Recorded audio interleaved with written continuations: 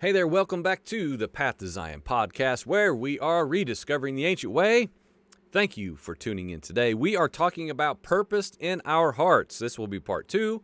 It is a call to prepare for what is coming. What's coming, as we already talked about, I don't know, do you? I got an idea of some things, but everything else, it's just chaos. I don't know. And hopefully you're one that listens to what the Spirit is saying way more than what you listen to your favorite YouTube channel, giving you all the secret warnings of all the stuff that's coming. Let's be educated, but let's be wise, mature men who study to show ourselves approved and are dependent first and foremost. Our first and foremost source is what the Spirit is saying in this hour. That'd be our main go-to. I think it would do us well. So we talked about the introduction, if you will, of the 4 men in Daniel chapter 1 and how just a little bit of who they were and what they were dealing with and how they excelled. They physically they did very well in a circumstance they should not have. Through that 10 days of testing, if you will, and they abstained from what? Food that would have defiled them. The king's food, they said, no, I'm not going. I'm not gonna eat what you're offering because that would defile me in the eyes of my Elohim, and so I'm not going to do it. And they, of course, come out the other side of that, like markedly, even the countenance on their face. Whoa, look at those guys. They were awesome going in, and even apparently more awesome 10 days later. They were unwilling to be polluted or stained. And we talked a little bit about what that looks like for us today. Does it even matter what we eat? Does it matter? Can we be defiled today according to eating something that we shouldn't eat? Or is everything free game? Can I go out and start gnawing on a dead deer carcass down the road? I mean, I know that people say, well, I'm not saying that. Now you're just being extreme. Why? I think it's extreme to say that I can go have 10 plates of pulled pork and say that it doesn't matter. I mean, and that's why your opinion and mine have got to be just thrown on the table, and it's not about what we think is right. It's not about what we prefer. If you want to talk about preference now, give me a pound of bacon. If we're talking preference, but what? Psalm chapter 141 that we read, I don't want to taste the delicacies of wicked people who do wrong. It's not appealing to me. It's appealing to my natural man, but I don't live according to that. I think that would do us well. We talked about food a lot in part 1, I realize. So, moving on, we were beginning to talk about the text in Daniel where the fiery furnace comes to play. And we're going to kind of jump back and forth a little bit in chapters 1, 2, and 3 to make a point. But this fiery furnace, now, we've all seen pictures in our Sunday school books, presumably. But this furnace was very likely a pit dug in the ground. It was very likely down, which lends itself, when you start studying the text for real, why it even makes sense that even most modern translations said that the men fell into. They fell into. You can't really fall into an oven, but you can fall into a pit in the ground. Nebuchadnezzar had these men. He's pretty angry, and because they're defying at this point, we get to they won't bow down. Of course, they won't worship this false idol. They won't. I'm not doing it, and we're going to get to all the things that they say because it all matters. But they say, we're not going to do that. I don't care what happens, but we're not doing that. So Nebuchadnezzar, to be absolutely sure that they would not be delivered from the regular heat of the furnace, as if that, just in case their Elohim is really going to do something, this is how he took Yahweh Elohim and tried to make him more little e Elohim like. Well, just in case their Elohim can do something to deliver them, we're going to crank up the heat 7 times more. And so then he surely won't be able to spare their lives. It's kind of funny. So he had it up, heated up 7 times normal temperature. Now we know what happens. The men fall in. The men who were supposed to put them in, they were burned alive, consumed by the heat, extreme heat. And we know that what I just call, excuse me, the fourth man shows up, and they say, "Wait a minute, didn't you throw 3 guys in there? There's 4." I love the account. It's pretty incredible. And we know these men were delivered. The man was surely Yeshua, pre-incarnate. We know these men were delivered, right? The story is encouraging, of course. We've heard it. If you've been in church your whole life like me, you remember sitting in the Sunday school room being taught this awesome story. We've all heard sermons based upon this text saying what? God will deliver you just like he did these men. All you got to do is say no to idolatry. All right, Pastor, what's idolatry? Just don't do bad stuff. Stop sinning. Okay, so if I stop sinning, this will happen to me? Yes. And that's kind of, I know it sounds silly, but that's kind of the Christian doctrine, really. It's just generic. It's somewhat bland and lacking. It's lacking instruction. Like, give me some instruction. Give me some clear, defined things to do and things not to do. It's called the Torah. Yahweh knew that we would need told what to do. It's just like our children. My son needs specific instructions, man. And as he matures, he won't need them to the same extent because he already knows what's right and wrong. He already knows what's expected. But we won't get into that. So we've been told, I believe, that if you just nebulously say no to idolatry, God will deliver you, just like he did these men. But just because this is biblical history, and I believe it is, I don't believe this is just some parable. I believe these were legitimate men, of course, history now. Just because that's true does not guarantee that Yahweh has to do this for us. I've been reading, as I said, I'll reference several times, I've been reading the book of Ecclesiastes. And I'm trying to reconcile and balance this flaw in my thinking of what I've been handed as a long-time Christian, which I read these proverbs as if they're absolute promised fact. No other way.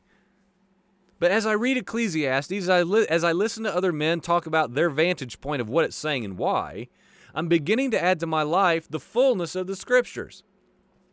Because it would seem if you read Proverbs and you read it beside Ecclesiastes, well, one of these has to give. Because Ecclesiastes says that, we'll just paraphrase and make this simple, awesome things happen to horrible, evil people.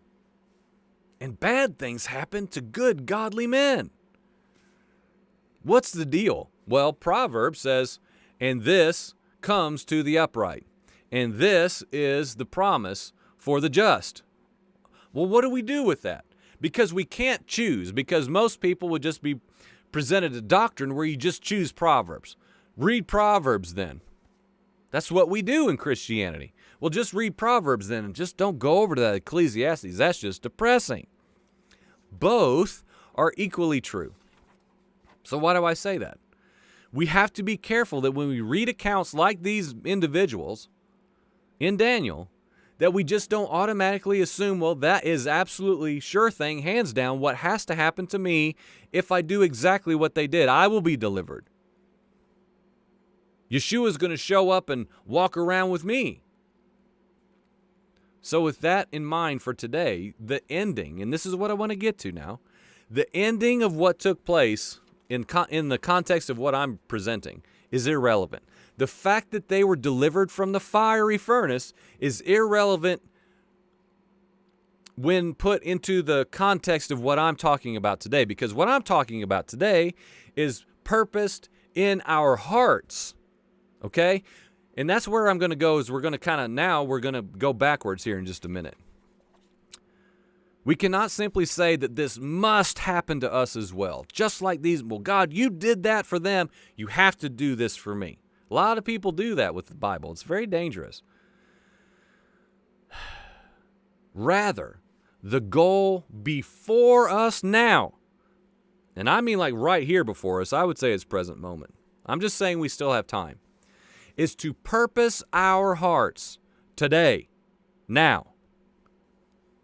Not when the moment comes or when it's too late to decide what we're going to do with this or with that, but now. And to be clear, purposing in our hearts now is not about natural preparation. Okay, we're talking an inward place, an inward reality, an inward condition and posture. We're not talking about all these periphery things that are well and good and fine to do.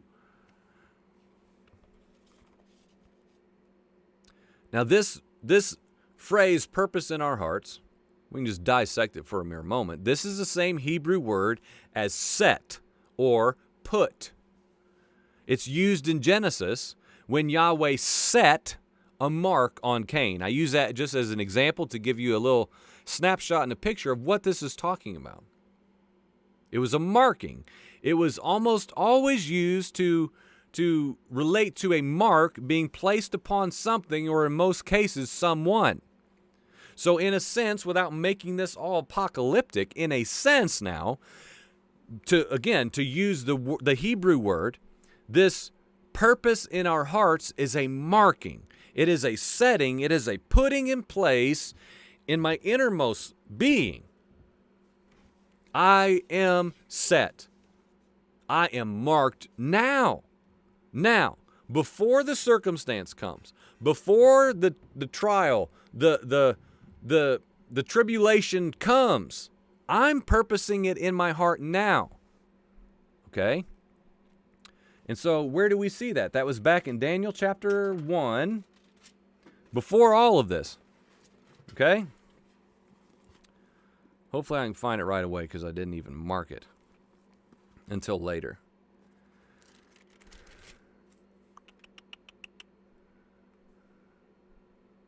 You would think I would have marked that, don't you think? All right, we'll find it at some point. It's in 1, verse 8. And your version may say something that I believe makes it a little less weighty and substantial. It may say something like, he made up his mind, or he determined in his mind to. But there's something about this proper understanding in the Hebrew context of he purposed in his heart, okay? He had a resolve to what? To not be defiled, to not get outside the boundary and parameters of his Elohim, of all Elohims, okay?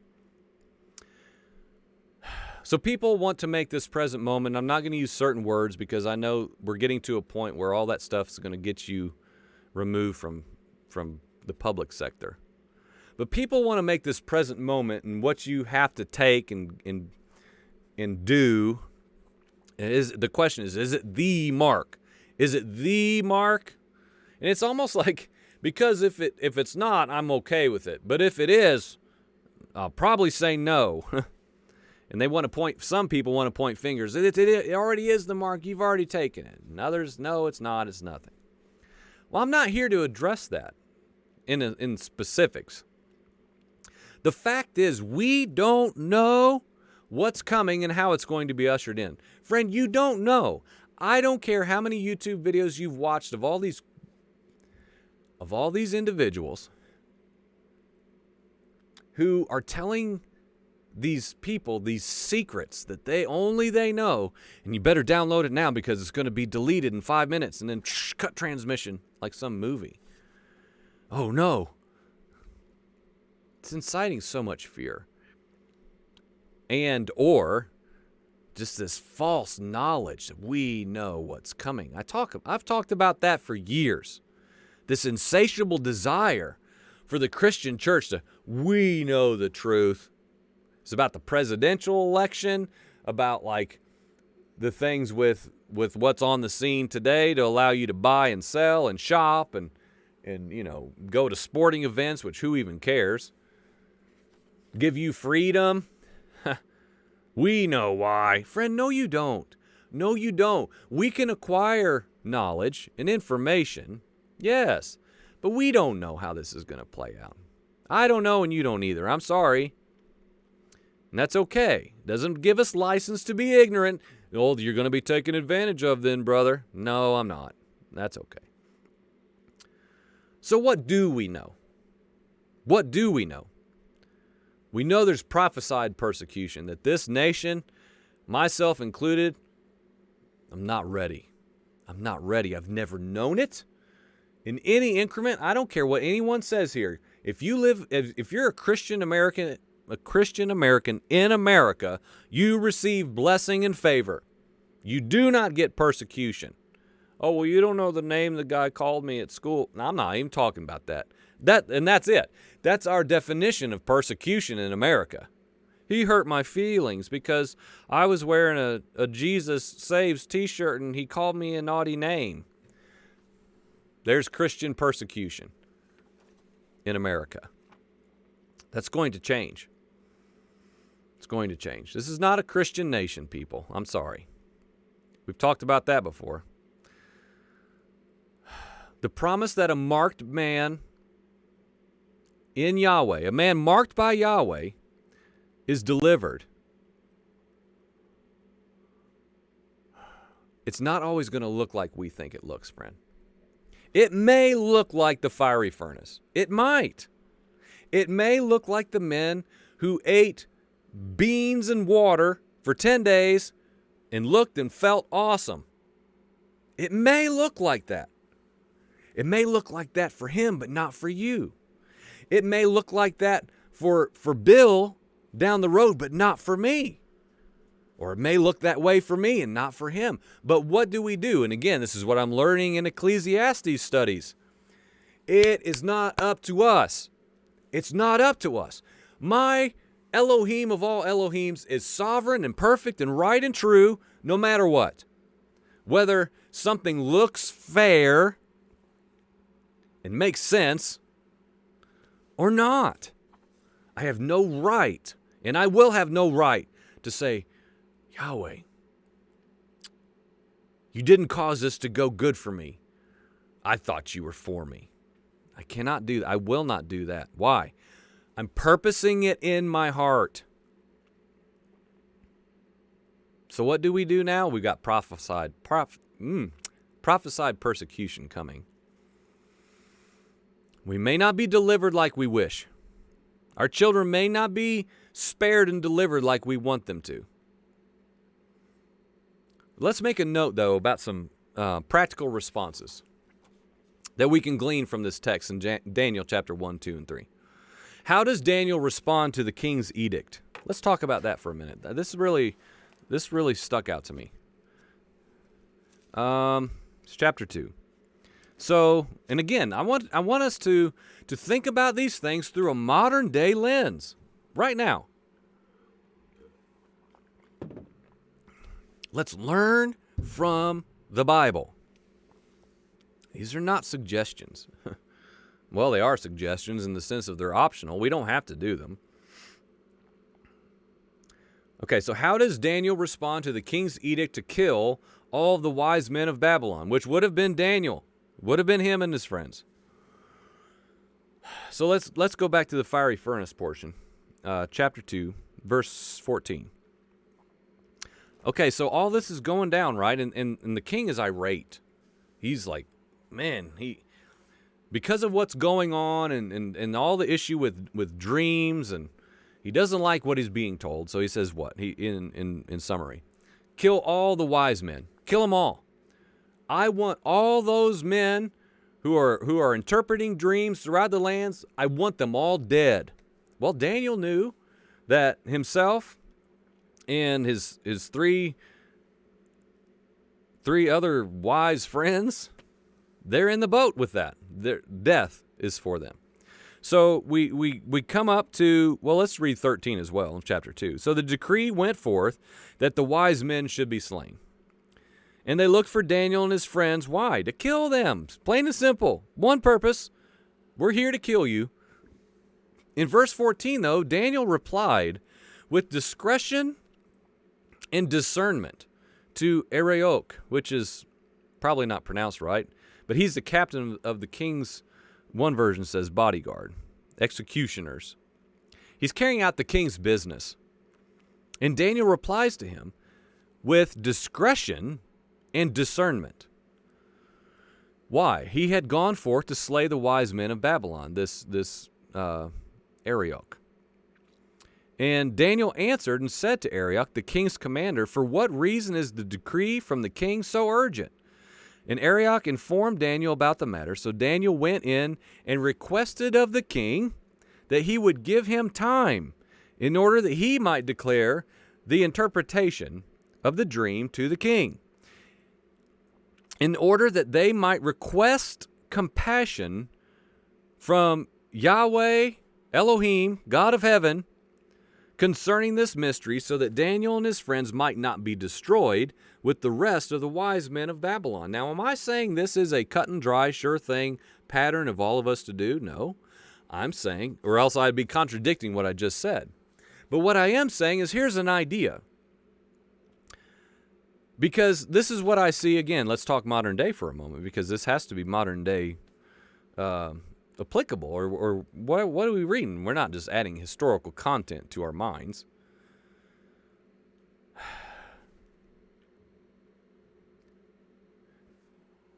Let's put a modern day flavor to this. So this edict comes out, this decree, to kill all the wise men. Daniel, they know it's for them.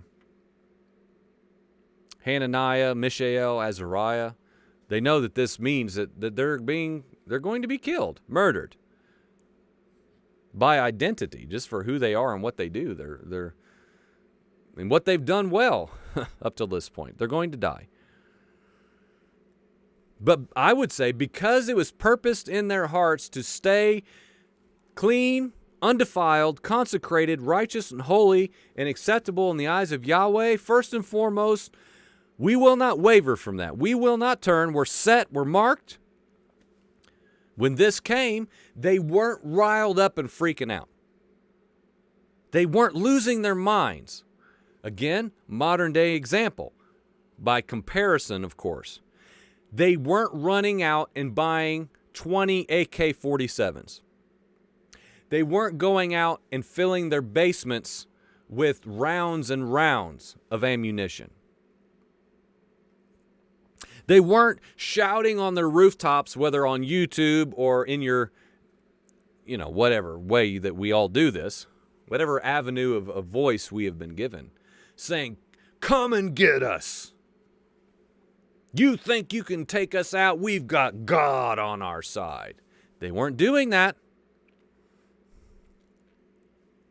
"Come and get me." They were not acting that way. Daniel replied with discretion and discernment to the man that had come to kill him. Why? Purposed in his heart. Purposed in his heart. I don't want to get ahead of myself, but this is Yeshua. No one takes my life, man. I lay it down willingly. You can't have this. We'll get to that in a moment. He had purposed in his heart, I believe. And it goes on that apparently he kind of wins over Arioch, the king's commander who had sent to kill him, because verses down, Daniel goes in and requests of the king, "I need time. May I have?" Do we understand the word request? Not, he doesn't go in, kick down the doors and bust in there with swords and a militiamen army saying, "Where's the king? No. Discretion, discernment, requested time with the king. To what? To interpret the dream. Why? Because Yahweh had already interpreted the dream. Daniel already knew, "Thus saith the Lord." His confidence was set. He was marked. He had purposed in his heart, "I am clear and clean before my king." And he's up here and he's not down here. So whatever down here that disagrees with up there, I don't care. This is what we do. Not, this is what we do. You come pry this out of my cold, dead hands. No, this is who I am, friend. This is who we are. This is what we do. Whatever comes, I know you're here to kill me.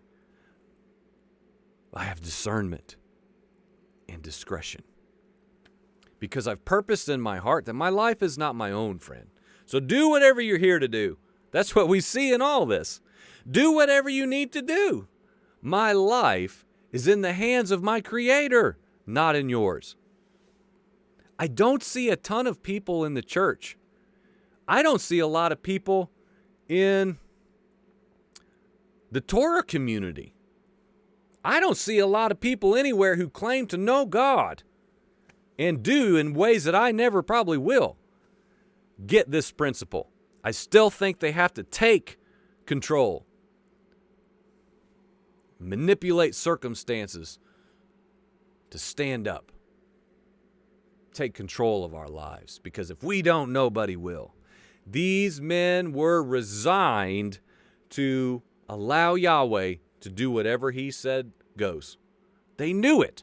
They knew what He said goes in a way that I would say you and I have not yet known yet, which goes to why we're saying this is a call to prepare for what is coming. By being purposed in our hearts, to not be defiled, to not be rebellious to Yahweh's commands, to know Him and please Him and love Him, which is what? If you love me, keep my commands. Lawlessness is not keeping the commands of Yahweh Elohim. And lawlessness, we're told, will be the stamp upon the end of the age. And depart from me. I never knew you, workers of iniquity, lawless ones. These men were marked. They were distinct. They had purposed in their hearts, we will not bow. We will not bow our knee to these other gods. Not because we're here to be defiant and make a scene, but because we bow to one and one alone, and it's all in His control, not yours or mine. This is who I am. And thereby they were prepared for what was coming for them. Praise the Father, we have these accounts to look back and see men who endured well, who persevered and trusted that their Elohim was sufficient. You're watching the Path to Zion podcast. We're rediscovering the ancient way. We're going to come back and do part 3 conclusion right after this, so please tune in. Thank you for watching. Amen.